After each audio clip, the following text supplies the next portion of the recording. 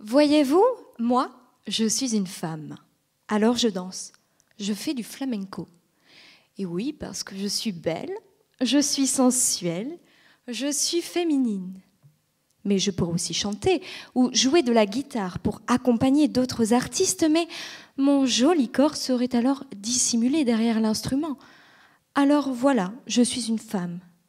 Et les femmes qui dansent dans le flamenco, c'est la grâce, c'est l'élégance, le haut du corps, de cintura para arriba. Les hommes qui dansent, ça existe aussi, hein. Mais les hommes qui dansent dans le flamenco, c'est plutôt le bas du corps, les pieds.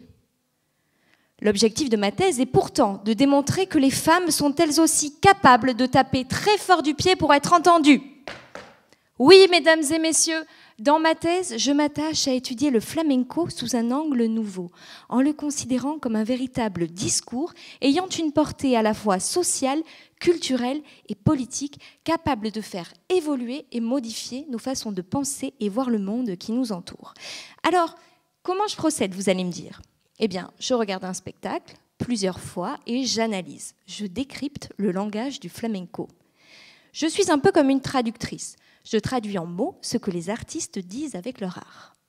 Tenez par exemple, Carmen Amaya, juste ici derrière moi, née en 1913. Quand elle dansait, elle portait un pantalon. Et en plus, elle tapait du pied aussi fort, voire plus fort que n'importe quel homme. Sacrée avancée à une époque où les hommes et les femmes avaient des rôles assignés bien différents et souvent antagoniques dans le flamenco, mais aussi dans la société.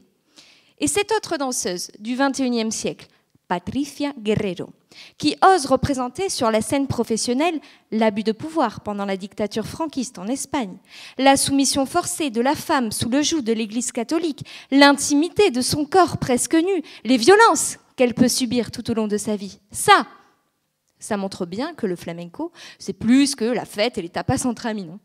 Bon, je vous l'accorde, ce n'est plus trop d'actualité, mais enfin bon, vous avez l'image. Le flamenco, c'est donc plus qu'un spectacle beau à regarder. Parce que, vous l'admettrez, si le flamenco est connu de toutes et de tous, c'est encore souvent comme ça. « Ah, tu fais du flamenco ?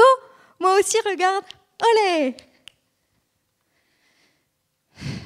Ma mission, et je conclurai avec ça, est de diriger mon projecteur vers ces générations de femmes qui dénoncent à travers leur art des abus, des inégalités, des injustices, qui bousculent les normes établies, qui cassent nos préjugés, innovent dans le flamenco pour le transformer et s'approprient aussi des espaces qui étaient jusqu'alors réservés aux hommes.